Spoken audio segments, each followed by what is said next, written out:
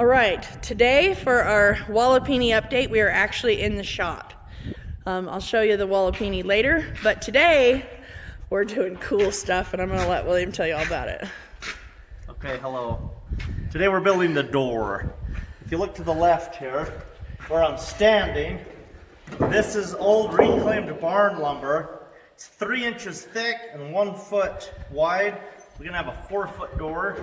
These are probably about between 12 and 16 feet long.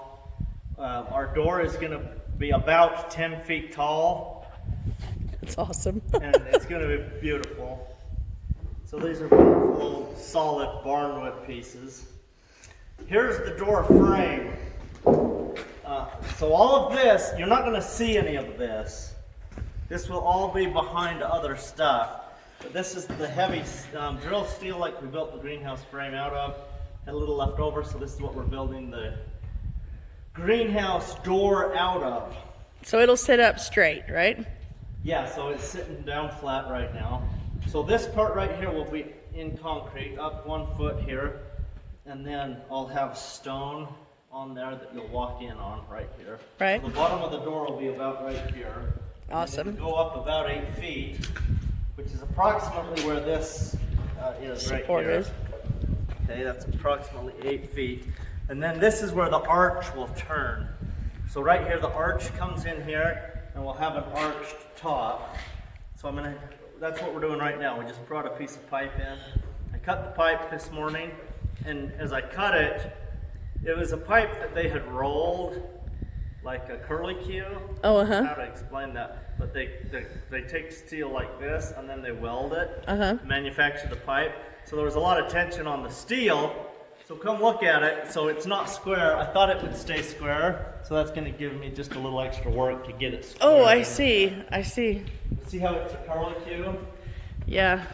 It's not sitting straight. It's on that jack right now, but that's not making it. It's just that you can tell You see the twist? it's off kilter. I don't know how else to explain it. But it's like a pretzel.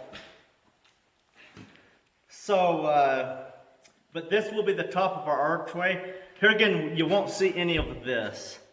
This will be lined with wood on the inside, and then stone will be set on the outside.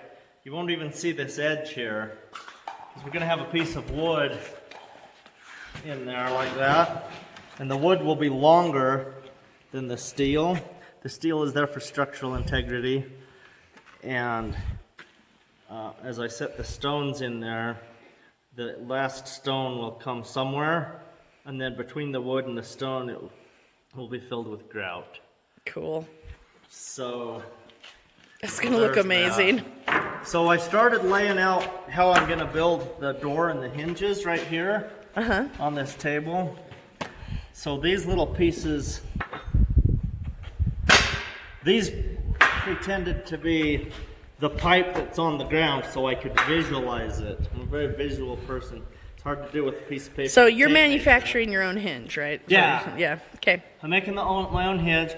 If I was to buy a hinge big enough to support that door, it would cost $1,000, and I don't even know where to buy one. I have no idea. It's just something you have to make. So anyway, these are there. So those are simulating those The structures of the support. The 4 long pipes that are going to be going straight up. And then this white chalk line right here, these are the right dimension. That's 3 inches by 12 inches. So that's my 1, 2, 3, 4 boards that are 4 feet long. But the table's only 4 feet long, so I couldn't work out here in gravity. I'm not a cartoon that can run in air. So I came back to this one to figure this out, and so here's a heavy steel pipe right there. It's centered on the end of the door so that it will open the way I want it to. Here's another pipe that fits on it, just nice. And this angle iron is just a random piece. It has nothing to do with the door right now. It's just the support for you to It's just for me to visualize. Right. This clamp is for me to visualize. This piece of flat iron is for me to visualize. So I'm going to hold this here. Now I'm visualizing my wooden door right here and my frame. And I'm right on my chalk line. I will actually have a piece of angle iron wrapping around the entire door. All around the edge? Yes, like edges on both sides to hold it together. It'll be a different size than this one. It's why I'm saying this is just random. But I welded this on here so that I could see how the door was going to work. How it's going to move when you open it. So I could comprehend it. Because you start thinking of too many things and then you get confused, and when you build it, it's wrong. Right. So this is my blueprint. Right. Nothing's on paper. This is my paper, all this menagerie. And this is cool. I just want to point out, a lot of times woodworkers do this sort of thing, and they create what's called a jig, where you're going to make something and you kind of mock it up first, so that when you make the actual thing, it's perfect, because you work out your And if you make 20 or 30 or 100 or 10,000 parts, the jig just makes it you put easier. them in the jig, and then the jig They'll folds come out it together. It's like a pattern or a template. Yeah. So anyway, so this is right here. I put it right on where my board, to simulate my board. And then I knew, I kind of know where this goes. And then I'm gonna hold the pipe that doesn't move. And then I can go like this. And now I'm visualizing this, because this is my door. Right. The door is 4 feet long. And you can visualize how it's gonna move and work with your pipe. If I hold pipes. this in place with my drawing that's on the table, then I can pull this around. See, now my door's all the way open, straight open. But is it just gonna hang out there doing nothing? And then I can watch it coming around in reference to my straight line here, which is my wall, my stone wall. Your stone wall. And so if my stone wall projects out here, then if I have a stone coming out 6 inches, it would be hitting the door when the door is at this angle. I don't want that to happen. Right. And so I've got to think all this through. I want my door to be able to come back all the way. And be flush with the wall. Yeah, so now I'm at 90 degrees with the edge of the inside of the door. Okay. My door is all the way open. The door is not 90 degrees. The edge was. Right. That's 90 degrees open. Right. From there to there is 90. So the door's all the way open. So now that edge is flush and flat with that. So now my edge has come all the way around. And my door right here comes out 4 feet parallel to this wall. So I know that my hinge is not coming in. It's not going to bog down and breaking. So I could actually build my hinge that way. Good. So you've been working on this morning to make sure that your hinges are out fluid, and I dreamed about it yesterday while I was taking a nap. Sundays are nice. It's a good day to take a nap. they are nice. My back feels better from lifting all the rafters. So we're doing good. So today is about building the door.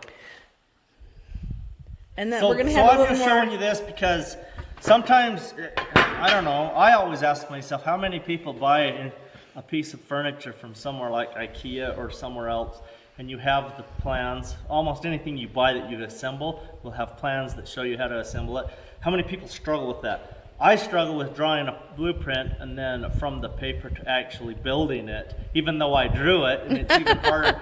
So there's a set way that people build blueprints so that you can read any blueprint once you're fluent in reading them. So in the building world, it's easy for people to read them once you've done it several times. How and know what each little thing means. But there is no blueprint for this because it's a custom door. Yeah. I'm making it myself. It's a work of art. Can you tell us a little bit about the artwork? Because I'm excited about this. I don't know. What do you mean the artwork? Just what you're planning on doing here. Oh, yeah. We'll show you once he has the metal, but. So let me show you. I'll just show you with this jig I made, so it kind of makes a little bit more sense. Okay. I'm excited about it. I can't wait to see it finished. So the angle iron's going to sit on here like that, okay? That's the part right there, the square part, all around the edge of the. Yeah. Let me undo this. Let me get rid of this because that's just a visual. Okay. So there's going to be an angle on like this, but it's not quite that big. It's 1.5 inches. This is 2 inches. It's 1.5 inches, so it's going to come to about right there. So it won't be quite as thick on the edge of the wood. Yeah. So it's going to sit on there like that, and it's going to go around the entire doorway, and there will be bolts in it to hold it together, and that's what's going to hold the door together. And then we're going to have the hinge assembly like this on the one side. There's 4 sides to this door. This corner, that one, and that one. And they are all wrapped in steel and bolted together. Okay? Only one corner has the hinge. And that's what this is simulating right here.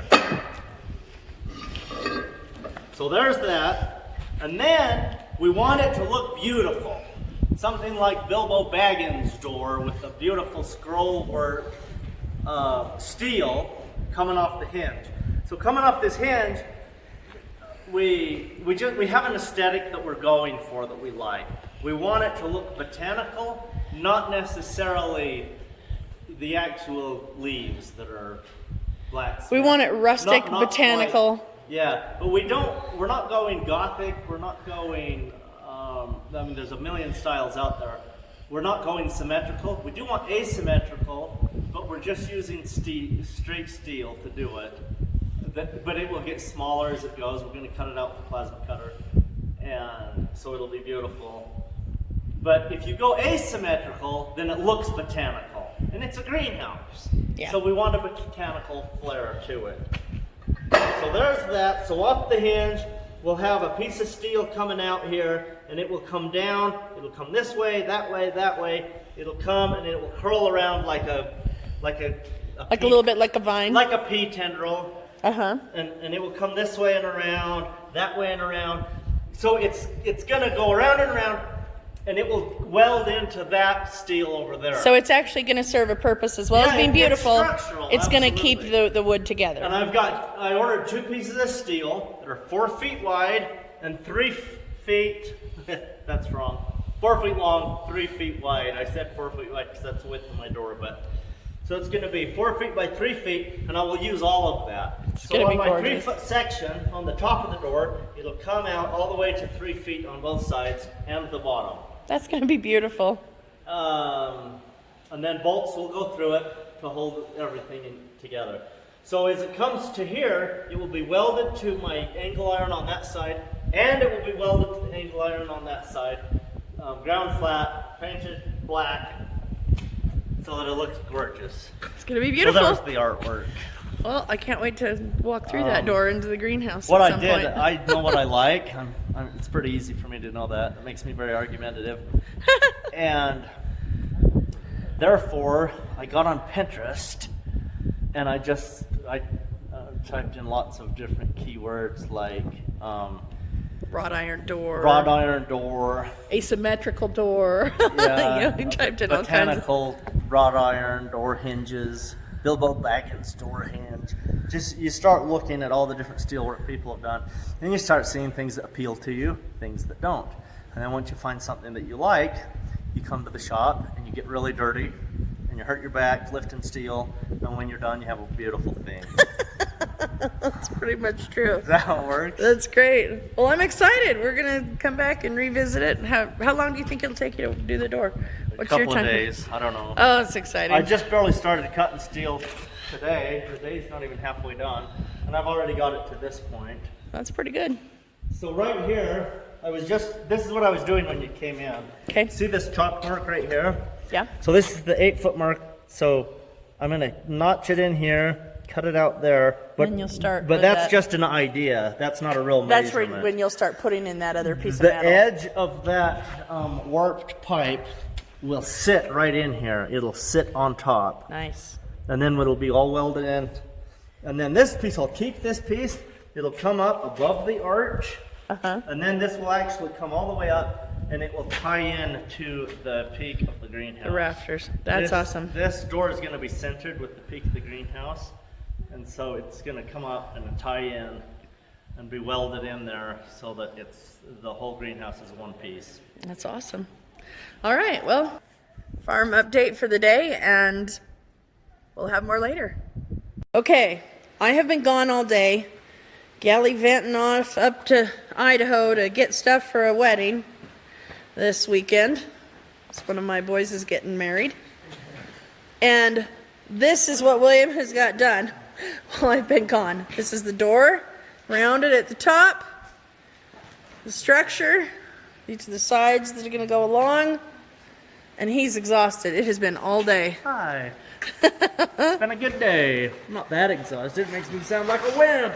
Well, I'm exhausted looking at everything you got done, and all I did was shop, and I'm exhausted. Anyway, he got a lot done. This is so cool.